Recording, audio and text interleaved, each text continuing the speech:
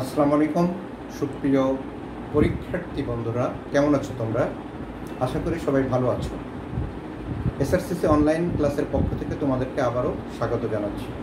আমরা পদার্থবিজ্ঞানের বিভিন্ন বিষয় নিয়ে আলোচনা করছিলাম। তার মধ্যে আজকে আমরা দ্বিতীয় পত্রের অষ্টম এবং নবম অধ্যায় সম্পর্কে তোমাদেরকে আরেকটু সংক্ষিপ্ত ধারণা দেব। এই প্রসঙ্গে একটি কথা বলে নিই যে আমরা যে এক মাস ব্যাপী যে বিশেষ কার্যক্রম তোমাদের শুরু করেছিলাম, এই সপ্তাহে সেটা শেষ হতে চলেছে। আর তোমরা এই সপ্তাহের মধ্যেই, অর্থাৎ এই মাসের শেষ সপ্তাহের মধ্যেই পরীক্ষার বিষয়ে বোর্ড থেকে একটা নির্দেশনা পেয়ে যেতে পারো। সেই আলোকে আমরা তোমাদের জন্য একটা বিশেষ প্রস্তুতিমূলক পরীক্ষার ব্যবস্থা করব। সেখানে সবাই অ্যাটেন্ড করবে আশা করি। সেই পরীক্ষার প্রশ্নগুলো আমরা তোমাদের এই গ্রুপে দিব। সেই গ্রুপের প্রশ্নের উপরে পরীক্ষা দিয়ে তোমরা আমাদেরকে আবার খাতার ছবিটা উঠে সেন্ড করবা। আশা করি তাহলে সবাই উপকৃত হবা। আবার তোমাদের পুরো বইটার উপর একটা রিভিশনও হয়ে যাবে। সেটা আমরা ডেটটা বোর্ডের শিক্ষা বোর্ডের নির্দেশনা অনুসারে আমরা ডেটটা নির্ধারণ করব। তা আর কথা বাড়াচ্ছি না, আজকে আমরা আলোচনা শুরু করি। প্রথমে আমরা অষ্টম অধ্যায় অর্থাৎ আধুনিক পদার্থবিজ্ঞানের সূচনা, এটা নিয়ে কথা বলি। আধুনিক পদার্থবিজ্ঞানের সূচনা একটা খুব গুরুত্বপূর্ণ অধ্যায়। এই অধ্যায় থেকে সাধারণত প্রশ্ন মিস যায় না। এখান থেকে যে কোশ্চেনগুলো হয় তার মধ্যে প্রথমে আছে যে তোমার আপেক্ষিক তত্ত্ব একটা অংশ। ইম্পর্টেন্ট টপিকগুলো আমি আলোচনা করছি। আপেক্ষিক তত্ত্ব একটা অংশ, আর দ্বিতীয় অংশ যে আধুনিক পদার্থবিজ্ঞানের সূচনা আছে সেখানে ইলেকট্রন ও ফোটন নিয়ে যে কথাগুলো বলা আছে, বিশেষ করে আলোক তড়িৎ ক্রিয়া ও আইনস্টাইনের আলোক তড়িৎ সমীকরণ, এই রিলেটেড প্রশ্নগুলোই বেশি ইম্পর্টেন্ট। তাহলে আমরা একটু শুরু করলাম। যে প্রথমে যে ইম্পর্টেন্ট টপিক সেটা হলো আপেক্ষিক তত্ত্ব।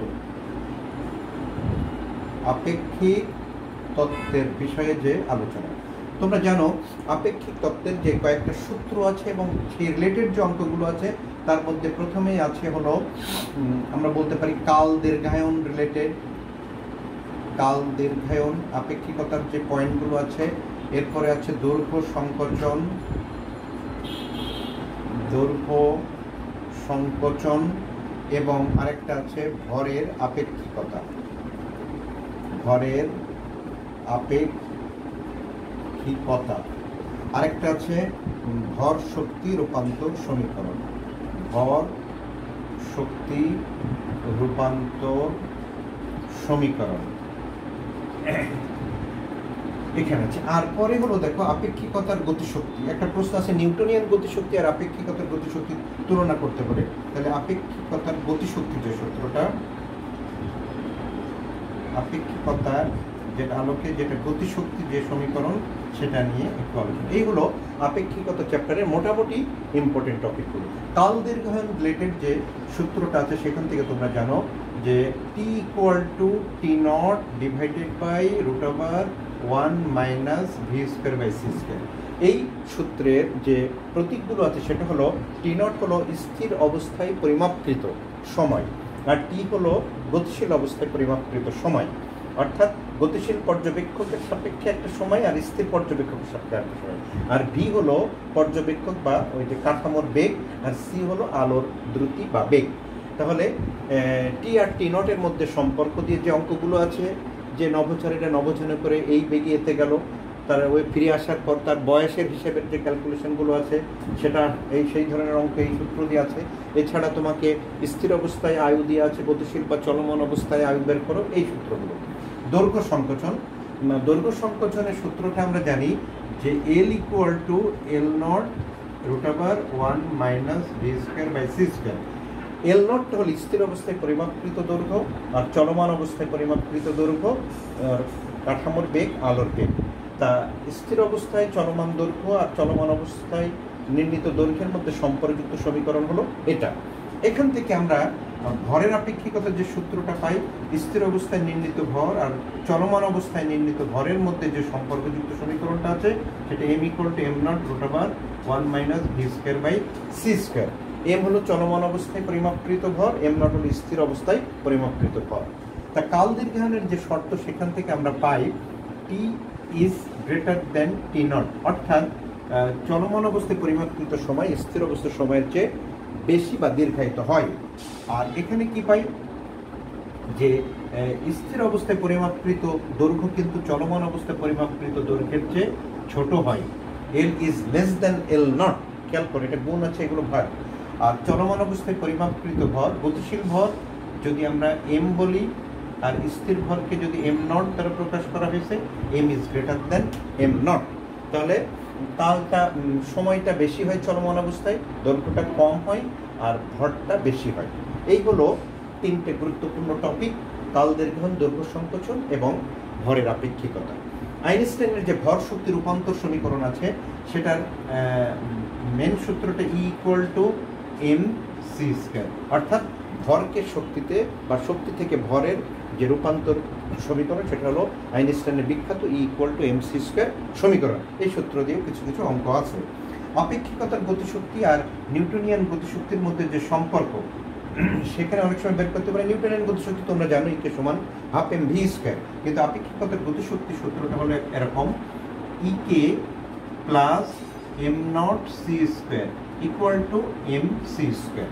ই কে হলো গতিশক্তি আর এম নট সি স্কয়ার হলো স্থির ভর শক্তি বা রেস্ট মাস এনার্জি, আর এম সি স্কয়ার হলো মোট শক্তি। তাহলে এখান থেকে আমরা গতিশক্তিটা বের করতে পারি এভাবে: M minus M not into C square. এই হলো আপেক্ষিকতার গতিশক্তি বের করার সূত্র। দেখবা কিছু কিছু প্রশ্ন আছে যে একটা তত্ত্বের প্রাপ্ত উদ্দীপকের ভিত্তিতে বলবে আপেক্ষিকতার আলোকে গতিশক্তি পরিমাপ করো আর নিউটনিয়ান গতিশক্তি কি সেটা পরিমাপ করো। এই দুইয়ের মধ্যে সম্পর্কযুক্ত তোমার সূত্রটাই হলো E K equal to M minus M not into C square. এরপরে আসো আমাদের এর পরের যে টপিকটা আছে সেটা হলো তোমার ইলেকট্রন ও ফোটন নিয়ে যে কথাগুলো বলা আছে।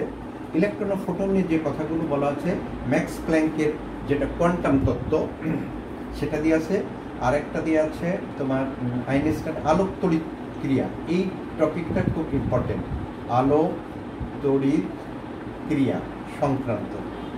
আলোক তড়িৎ ক্রিয়া সংক্রান্ত যে টপিকটা আছে সেটা হলো কি, যখন আলো বা ফোটন কোন ধাতব পাতের উপর আপতিত হয় সেই ধাতব পাত থেকে ইলেকট্রনগুলো মুক্ত হয়ে নির্গত হয়, ফলে তড়িৎ প্রবাহের সৃষ্টি হয়। অর্থাৎ আলোর প্রভাবে তড়িৎ উৎপাদনের যে ক্রিয়া সেটা হলো আলোক তড়িৎ ক্রিয়া। প্রথমে এখানে যে সূত্রটা আছে ফোটন সম্পর্কে, এটা ফোটনের শক্তি ই ইকুয়াল টু আমরা জানি এইচ এফ, এটা হলো ফোটনের শক্তি। এখানে এইচ হলো প্ল্যাঙ্কের ধ্রুবক, এফ হলো ফোটনের কম্পাঙ্ক, অথবা এটা তরঙ্গ দৈর্ঘ্যের আলোকে যদি লেখো এফ সমান সি বাই ল্যামডা।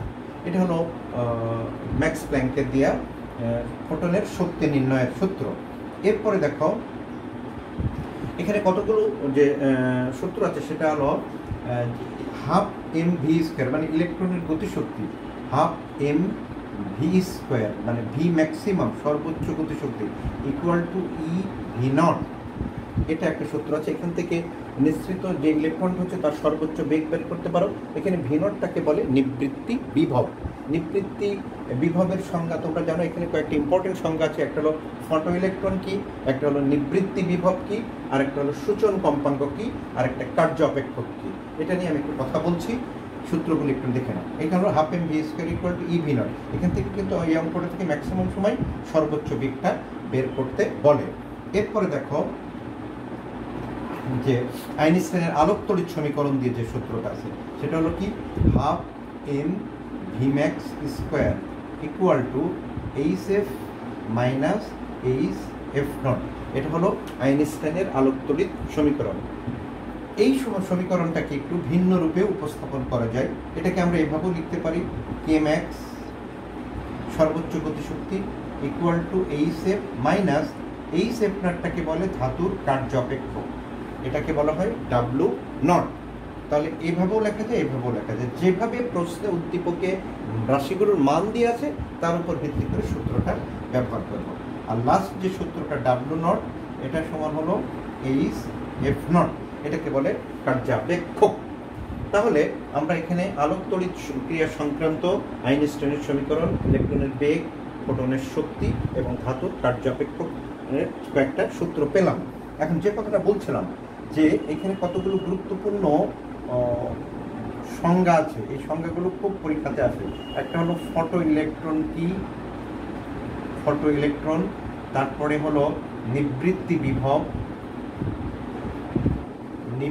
বিভব, এরপরে আছে সূচন কম্পাঙ্ক, আর লাস্টে আছে কি যে কার্যাপেক্ষক, যেটার কথা লাস্টে লিখলাম ওটা, কার্যপেক্ষক। এই জিনিসগুলোর একটু ধারণা দেওয়া। এখন ফটো ইলেকট্রন কি কিছুক্ষণ আগে জানলে, ফোটন বা আলো যখন কোনো ধাতব পাতের উপর এসে পড়ে, ফোটনে তার শক্তি ইলেকট্রন গ্রহণ করে, ইলেকট্রন মুক্ত হয়ে গতিপ্রাপ্ত হয়, ফলে তড়িৎ প্রবাহের সৃষ্টি হয়।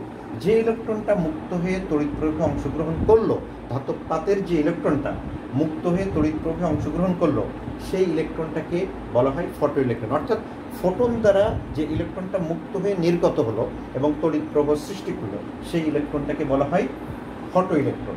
এরপরে আসো নিবৃত্তি বিভব জিনিসটা এরকম যে তোমরা আলোক তড়িৎ ক্রিয়ার যে পরীক্ষাটা সেটা জানো নিশ্চয়ই।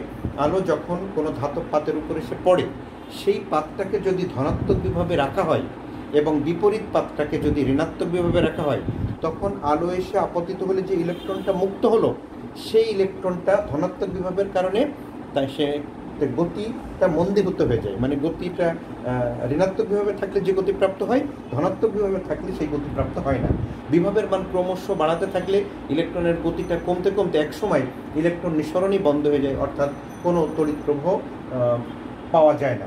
যে বিভবের জন্য এই তড়িৎ প্রবাহটা বন্ধ হয়ে যাচ্ছে, সেই ধনাত্মক বিভবের মানকে বলা হয় নিবৃত্তি বা প্রতিরোধক বিভব। অর্থাৎ আপতিত আলো, যে পাতে আলোটা আপতিত হচ্ছে সেই পাতকে ধনাত্মক বিভবে রেখে বিপরীত পাতটাকে যদি ঋণাত্মক বিভবে রাখা হয়, তখন আলো এসে যে ইলেকট্রনটা মুক্ত করলো সেটার গতি হ্রাস পায়। একসময় বিভবের মান বাড়াতে থাকলে ইলেকট্রনের গতিটা বা গতিবেগটা শূন্য হয়ে যায়, অর্থাৎ ইলেকট্রনের এক পাত থেকে আরেক পাতে পৌঁছাতে পারে না, অর্থাৎ তড়িৎ প্রবাহ মাত্রা শূন্য হয়। সেই বিভবকে বলা হয় নিবৃত্তি বিভব। নিবৃত্তি বিভবকে আমরা কিন্তু V0 দ্বারা প্রকাশ করি বা VS দ্বারাও প্রকাশ করি। V0 বা কোনো বইতে স্টপিং পটেনশিয়াল VS দ্বারা প্রকাশ করে।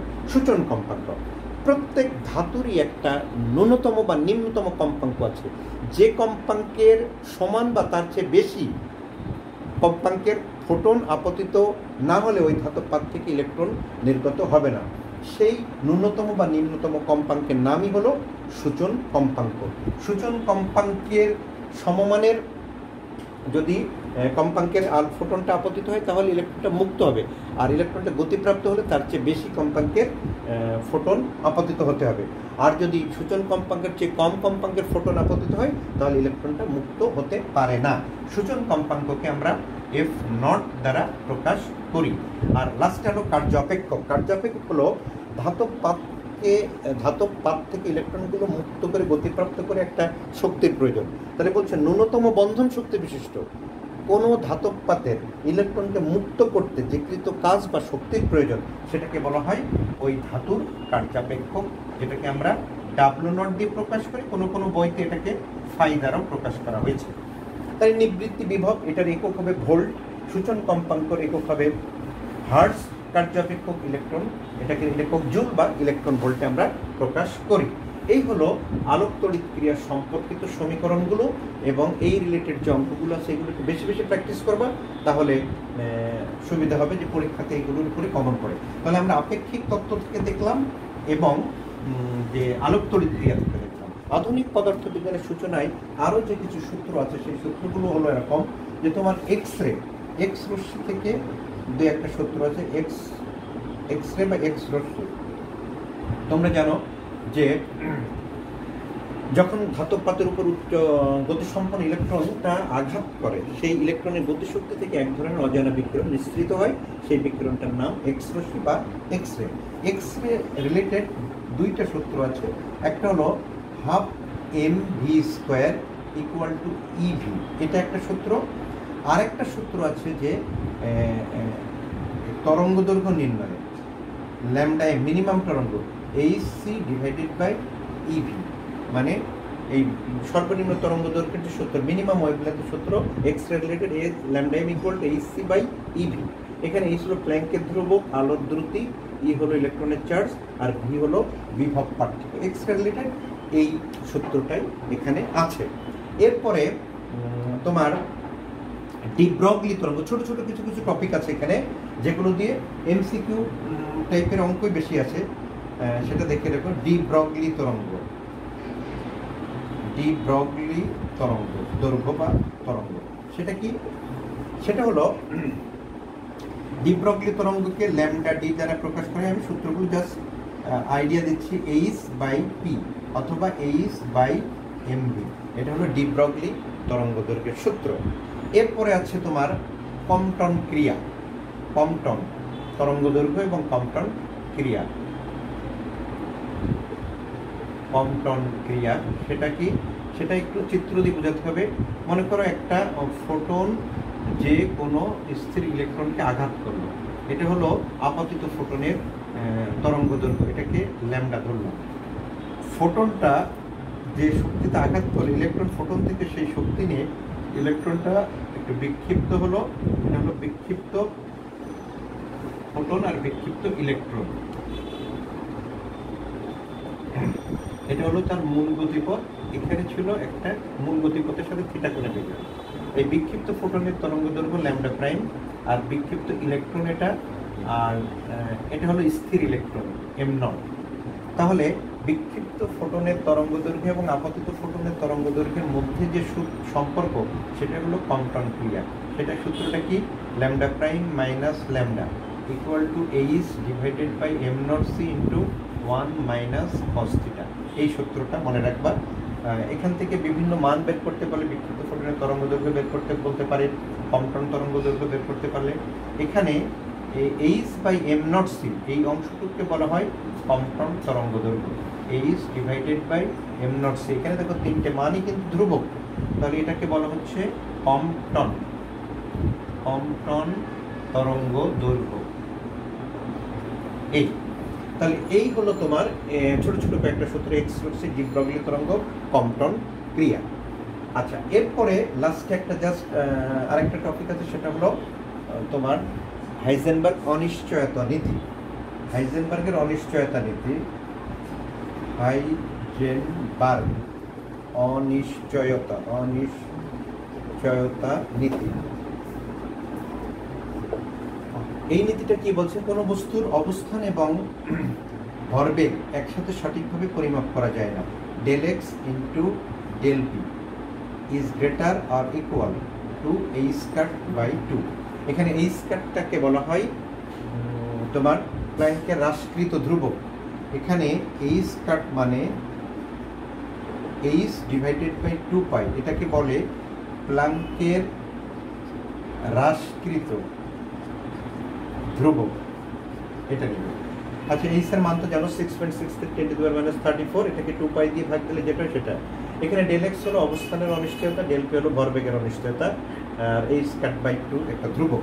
আরেকটা আছে হাইজেনবার্গ অনিশ্চয়তা নীতি, সেটা হলো কি del E into del T is greater আর ইকুয়াল টু এই স্কয়ার বাই 2। এখানে এটা দিয়ে মাঝে মধ্যে অঙ্ক আছে, সেগুলো যেন সূত্রটা একটু ধারণা রেখো, কিন্তু ইম্পর্টেন্ট টপিকগুলো আগে যেগুলো বললাম সেগুলো। তাহলে আমরা অষ্টম অধ্যায়ের যে এখানে টপিক আছে এবং যে সূত্রগুলো আছে সেই সূত্রগুলো নিয়ে আলোচনা করলাম। তোমরা এই রিলেটেড যে ম্যাথগুলো আছে বিভিন্ন টেস্ট পেপারে, তোমাদের বইয়ে, সেগুলো একটু প্র্যাকটিস করো, কারণ এই চ্যাপ্টারটা কিন্তু খুবই ইম্পর্টেন্ট এবং এখান থেকে প্রশ্ন প্রতিবারই হয়ে থাকে। তাহলে আমরা সেকেন্ড পেপারে যে চ্যাপ্টারগুলোর কথা বলেছিলাম তোমাদেরকে, 8টা চ্যাপ্টার যদি কোনো ছেলের পড়া থাকে ঠিক মতো, তাহলে কোনো পরীক্ষার্থী বা শিক্ষার্থীর, তাহলে সমস্যা আশা করি হবে না। তার ভিতরে আমি আবারও রিপিট করছি, সেকেন্ড পেপারে চ্যাপ্টার 1 থেকে 4, তারপরে চ্যাপ্টার 6 এবং 7, এবং লাস্টে 8 এবং 9। এই 8টা চ্যাপ্টার ইম্পর্টেন্ট 8টা চ্যাপ্টার নিয়ে আমরা আলোচনা করলাম। এর লাস্ট যে চ্যাপ্টারটা সেটা হলো অধ্যায় 9। এটা কি? এটা হলো পরমাণুর গঠন এবং নিউক্লিয়ার পদার্থবিজ্ঞান, চ্যাপ্টার 9। এই সম্পর্কে একটু সংক্ষিপ্ত ধারণা দেখো। পরমাণুর গঠন ও নিউক্লিয়ার ফিজিক্স, যেটাকে বলা হয় নিউক্লিয়ার পদার্থ বিজ্ঞান। পরমাণুর গঠন ও নিউক্লিয়ার পদার্থ বিজ্ঞান। এখানে প্রথমে যেটা আছে, প্রথমে সাধারণ কিছু আলোচনা করে, সেখানে গাণিতিক সূত্র নাই। এখানে শুরু হয়েছে বোর, পরমাণু মডেলের অংশ থেকে। বোর পরমাণু মডেল এবং তেজস্ক্রিয়তা, আরেকটা হলো ভর ত্রুটি বন্ধন শক্তি। এইটা রিলেটেড টপিকগুলোর উপরেই প্রশ্ন হয় সাধারণত। তাহলে আমি ইম্পর্টেন্ট টপিকগুলো আলোচনা করছি। বোর পরমাণু মডেল, এখানে যে সূত্রগুলো আছে, প্রথমে যে সূত্রটা আছে খেয়াল করো। বোর পরমাণু মডেল অনুসারে ইলেকট্রনের কৌণিক ভরবেগ বের করার যে একটা সূত্র আছে, কৌণিক ভরবেগ, সেটাকে আমরা এল দিয়েও লিখতে পারি অথবা এম ভিআর, এলকে ভাঙলে হয় M VR equal to NH divided by 2 pi. ইলেকট্রনের ভর, ইলেকট্রনের বেগ, কক্ষপথের ব্যাসার্ধ, এন হলো কোয়ান্টাম নাম্বার, এইচ হলো প্ল্যাঙ্কের ধ্রুবক, আর 2 পাই তো ধ্রুবক, কৌণিক ভরবেগ। আরেকটা আছে বোর কক্ষপথে, বলছে এক কক্ষপথ থেকে ইলেকট্রন যদি অন্য কক্ষপথে যায় তাহলে সে শক্তি শোষণ বা বিকিরণ করে। এই বিকিরিত বা শোষিত শক্তির পরিমাণ, বিকিরিত বা শোষিত শক্তি যাই বলো না কেন, বিকিরিত শক্তি সেটা কি ই টু মাইনাস ই ওয়ান লিখতে পারো, অথবা ই আপার উচ্চ কক্ষপথের শক্তি বিয়োগ ই লোয়ার নিম্ন কক্ষপথের শক্তি ইকুয়াল টু, সূত্রটা হলো এইচ এফ।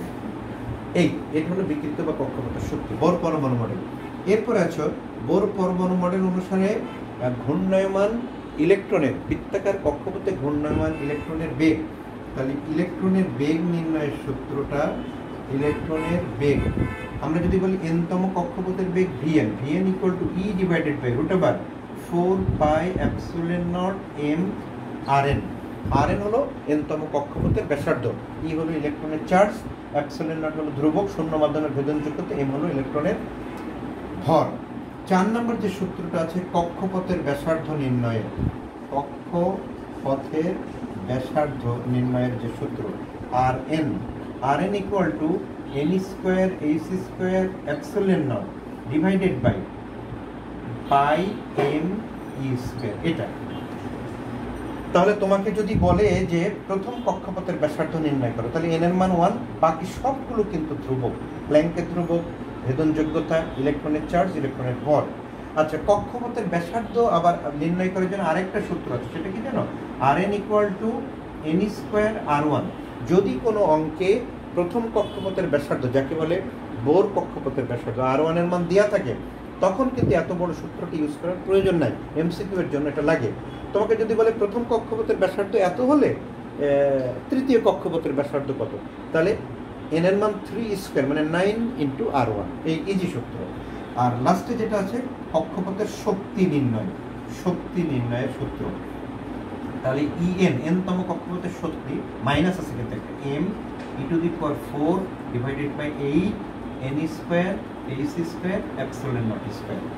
তাহলে এই সূত্র দিয়ে আমরা এনতম কক্ষপথের শক্তিটা বের করতে পারি। আমরা ইতিপূর্বে বলেছিলাম এই ক্যালকুলেশনটা করার সময় কিন্তু একটা সমস্যার সৃষ্টি হয়। তুমি যদি উপরের M R E to the power 4 ক্যালকুলেটারে একবারে বসাই দাও, তাহলে কিন্তু এটা গুণ করলে গুণফলটা 0 চলে আসে, যেহেতু এই দুটোর গুণফলের পাওয়ারটা -100 এক্সিড করে যায়। তাহলে তোমাকে সেই ক্ষেত্রে করণীয় কি, উপরে যে কোনো একটা রাশিকে বাদ দিয়ে এই E to the power 4 divided by এইটুক পুরাটা করে নিয়ে লাস্টে এমটা গুণ করো, তাহলে আর এই সমস্যায় পড়বা না। কিন্তু প্রথমে যদি M R E to the power 4 গুণ করতে চাও, তাহলে কিন্তু মানটা 0 চলে আসে, সেখানে আর একটা বিব্রতকর অবস্থায় সৃষ্টি হয়। তাহলে এই জিনিসটা একটু খেয়াল রেখো। আর যদি তোমাকে প্রথম কক্ষপথের শক্তি দেওয়া থাকে, তখন বের করার সূত্র হলো E1 divided by N square. তাহলে এটা হলো শর্ট ফর্ম। প্রথম কক্ষপথের শক্তি দেওয়া আছে এত, এনতম কক্ষপথের শক্তি কত, তাহলে এন স্কোয়ার দ্বারা ভাগ। ব্যাসার্ধের ক্ষেত্রে কিন্তু এন স্কোয়ার দ্বারা গুণ, এই ক্ষেত্রে হলো এন স্কোয়ার দ্বারা ভাগ। তাহলে এই হলো মূল সূত্রগুলো যেটা বোর পরমাণু মডেল অনুসারে আমরা পেয়ে থাকি। এরপরে আসো পরমাণুর গঠন নিয়ে আরও কিছু সূত্র আছে, সেটা হলো কি, এখানে একটা ইম্পর্টেন্ট জিনিস আছে, ভর ত্রুটি নির্ণয়, আর একটা কি ভর ত্রুটি নির্ণয়, আর একটা হলো বন্ধন শক্তি নির্ণয়। ভর ত্রুটি কাকে বলে? একটা নিউক্লিয়াসের ভর তার গঠনকারী উপাদানের ভরসমের সমষ্টির চেয়ে কিছুটা কম হয়, এই হারানো ভরকে বলে ভর ত্রুটি বা মাস ডিফেক্ট বলে, ভর ত্রুটি। এটাকে আমরা ডেল এম দ্বারা প্রকাশ করি। ডেল এম সমান কি, এটা সমান হলো এরকম, একটা নিউক্লিয়াসে কি কি থাকে, প্রোটন, এবং নিউট্রন। তাহলে প্রোটনের সংখ্যা Z into M of P প্রোটনের ভর। তাহলে প্রোটনের সংখ্যাকে একটা প্রোটনের ভর দ্বারা গুণ করলে মোট প্রোটনের ভর পেয়ে গেলে, প্লাস প্লাস এ মাইনাস জেড মানে নিউট্রনের সংখ্যা ইন্টু এম অফ এন একটা নিউটনের ভর। এ মানে ভর সংখ্যা, জেড মানে পারমাণবিক সংখ্যা। ভর সংখ্যা থেকে পারমাণবিক সংখ্যা বিয়োগ দিলে নিউটনের সংখ্যা পাওয়া যায়। তাহলে নিউটনের সংখ্যা ইন্টু একটা নিউটনের ভর, অর্থাৎ মোট নিউটনের ভর। তাহলে এটা হলো নিউক্লিয়াসের গঠনকারী উপাদানের ভর বিয়োগ টোটাল নিউক্লিয়াসের ভরটা। Z into M of P অর্থাৎ প্রোটনের সংখ্যা একটা প্রোটনের ভর, নিউট্রনের সংখ্যা ইন্টু একটা নিউট্রনের ভর মাইনাস ক্যাপিটাল এম, মানে এইটুকু আগে ব্র্যাকেটের ভিতরে একটু করে নেওয়ার পর তারপরে এম বিয়োগ করবা। অর্থাৎ একটা নিউক্লিয়াসের ভর বড় এম, নিউক্লিয়াস গঠনকারী উপাদান অর্থাৎ প্রোটন এবং নিউট্রনের ভরের সমষ্টির চেয়ে কিছুটা কম হয়, এটাকে বলে ভর ত্রুটি। এটা হলো একটা নিউক্লিয়াসের। আর ফিশন ফিউশন বিক্রিয়ায় একটা ভর ত্রুটি আছে, সেটা কি? ফিশন বিক্রিয়ায় যে পদার্থগুলো অংশগ্রহণ করে তাদের ভরের সমষ্টি অপেক্ষা উৎপন্ন যে পদার্থ হয় ফিশন বিক্রিয়ার ফলে তাদের ভরের সমষ্টি কিছুটা কম হয়। এই হারানো ভর বা এটাকে বলে ভর ত্রুটি। এখন বন্ধন শক্তি বের করতে গেলে কিন্তু ভর ত্রুটিটা বের করাটা জরুরি। তাহলে বন্ধন শক্তি ভর ত্রুটি যখন পেয়ে যাবে ইকুয়াল টু এই del M into C square, আইনস্টাইনের সেই ভর শক্তি সমীকরণ।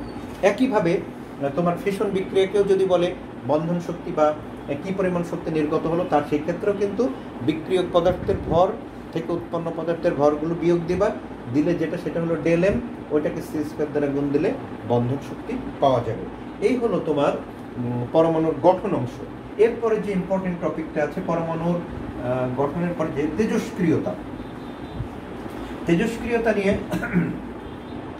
যে সূত্রগুলো আছে সেই সূত্রগুলোর ভিতরে প্রথমেই আছে তেজস্ক্রিয়তার ক্ষয়সূচক সূত্র। তেজস্ক্রিয়তা, তেজস্ক্রিয়তার এটা হলো ক্ষয় সূচক সূত্র। প্রথমে ক্ষয় সূচক সূত্র, সেটা সূত্রটা কি? n equal to n naught E to the power minus lambda T. এখানে n নট হলো প্রারম্ভিক পরমাণুর ভর, প্রারম্ভিক শুরুতে কি ছিল। n হলো অক্ষত মানে ভেঙে যাওয়ার পর যেটা অবশিষ্ট থাকলো, n হলো অবশিষ্ট বা অক্ষত পরমাণুর সংখ্যা, আর এটা হলো প্রারম্ভিক পরমাণুর সংখ্যা। আচ্ছা, ভর দিয়ে করলে এটা প্রারম্ভিক ভর, এটা হলো তোমার অক্ষত অংশের ভর। E to the power minus lambda, এই ল্যামডাটাকে বলে ক্ষয় বা অবক্ষয় ধ্রুবক, আর টি হলো সময়। এটা হলো ক্ষয় সূচক সূত্রের গাণিতিক রূপ। এখান থেকে দ্বিতীয় যে সূত্রটা পাই সেটা হলো সম্পর্ক। সম্পর্ক কি কি? অর্ধায়ুর সাথে ক্ষয় ধ্রুবকের সম্পর্ক। যেমন আমরা যদি বলি অর্ধায়ু, অর্ধায়ুটা কি? অর্ধায়ু হলো যে সময় একটা তেজস্ক্রিয় পরমাণু ভেঙে অর্ধেকে পরিণত হয় সেই সময়টাকে বলা হয় অর্ধায়ু। অর্ধায়ু T half equal to 0.693 divided by lambda, এই সূত্র দেখতে পারো। তৃতীয় যে সূত্র, এটাও সম্পর্ক, এটা হলো তোমার গড় আয়ু। গড় আয়ু একটা তেজস্ক্রিয় পদার্থের সকল পরমাণুর আয়ুর যোগফলকে প্রারম্ভিক সংখ্যা দ্বারা ভাগ দিলে গড় আয়ু পাওয়া যাবে। গড় আয়ুকে টাউ দ্বারা লেখে, tau equal to 1 by lambda. আর একটা সম্পর্ক হলো অর্ধায়ুর সাথে গড় আয়ুর সম্পর্কে এই মানটা যদি উপরে বসাই দিই তাহলে টি হাফ সমান আমরা পাই 0.693 ইন্টু টাউ। অর্থাৎ খেয়াল করো, অর্ধায়ু ক্ষয় ধ্রুবকের ব্যস্তানুপাতিক, গড় আয়ু ক্ষয় ধ্রুবকের ব্যস্তানুপাতিক, আর অর্ধায়ু গড় আয়ুর সমানুপাতিক। এই হলো তোমার তেজস্ক্রিয়তার ক্ষয়সূচক সূত্র। এখানে কিন্তু ম্যাক্সিমাম অঙ্কগুলো বা উদ্দীপকগুলো হয় তেজস্ক্রিয় অংশ থেকে আসবে অথবা বোর পরমাণু মডেল দিয়ে যে জিনিসগুলো দেখলাম সেটা। লাস্টে যে নিউক্লিয় ফিউশন আর ফিউশন আছে সেই বিক্রিয়াতে কিন্তু এই দুটো সূত্রই ইউজ হয়। যে একটা ফিউশন বিক্রিয়ায় উৎপাদিত শক্তির পরিমাণ বের করো, সেক্ষেত্রে তোমাকে ভর ত্রুটি বের করবা এবং সেখান থেকে এসি স্কয়ার দ্বারা গুণ দিলে আমরা বন্ধন শক্তি পেয়ে যাব। তা সুপ্রিয় শিক্ষার্থীবৃন্দ, তোমাদের সাথে হয়তো আমাদের এক মাসের যে কার্যক্রমটা ছিল, আজকে আমরা এই সপ্তাহটাই সব ছাড়ি ক্লাসগুলো শেষ করে দেবে। তোমাদের কাছে আমাদের একটা সাজেশন ছিল যে তোমাদেরকে বলেছিলাম আমরা যে তোমাদের সমস্যাগুলো আমাদেরকে কমেন্টস করে জানাও, তাহলে আমাদের ক্লাস নিতে সুবিধা হবে। তাহলে তোমাদের রেসপন্সটা আমরা খুবই কম পেয়েছি, এটা দুঃখজনক হলেও সত্য। তা আশা করি তারপরও তোমরা এগুলোর উপরে ভিত্তি করে একটু প্রিপারেশান নিতে থাকো। দীর্ঘদিন তোমরা বাসায় অবস্থান করছো, অনেক মানসিকভাবে একটু বিপর্যস্ত আছো, স্বাভাবিক। পরীক্ষা কখন কি হয়, তবে আশা করা যায় সে আমাদের বোর্ড কর্তৃপক্ষ এই মাসের শেষের দিকে 26 বা 27 তারিখে তাদের একটা সিটিং বা মিটিংয়ের আছে, সেখান থেকে একটা আমরা দিক নির্দেশনা পেয়ে যাব। পরীক্ষা কিন্তু হবে, সেটা অক্টোবর বা নভেম্বর যেটাই হোক না কেন হবে। তোমরা কিন্তু তোমাদের প্রিপারেশান শুরু করে দাও। এতদিন একটা গ্যাপের কারণে তোমাদের অনেক কিছু স্মৃতির বাইরে চলে গেছে, সেগুলোকে আবার প্র্যাকটিসের মাধ্যমে এটাকে আবার একটু সচল করো। আর যেটা আমরা বলছিলাম, আমরা তোমাদেরকে একটা শেষ প্রস্তুতিমূলক পরীক্ষার আয়োজন করতে যাচ্ছি, যেখানে বোর্ড স্ট্যান্ডার্ড প্রথম এবং দ্বিতীয় পত্রের উপর আমরা কোশ্চেন তোমাদেরকে এই গ্রুপে দিয়ে দেবো। সেই গ্রুপের তোমরা ওইটার উপর ভিত্তি করে পরীক্ষা দেবা, খাতাগুলো আমাদের কাছে পাঠিয়ে দিবা এবং মূল খাতাটা সংরক্ষণ করবা। আমরা যে কোনো সময় ওটার ব্যাপারে চাইতে পারি। সুতরাং এটার উপর প্রিপারেশন নিতে থাকতে আমরা বোর্ডের সিদ্ধান্ত আলোকে আমরা একটা রুটিন দিয়ে দেবো, সেই আলোকে পরীক্ষাগুলো শুরু হবে ইনশাআল্লাহ। আজকে এ পর্যন্তই। ভালো থেকো, সুস্থ থাকো, আবার দেখা হবে। ধন্যবাদ সবাইকে।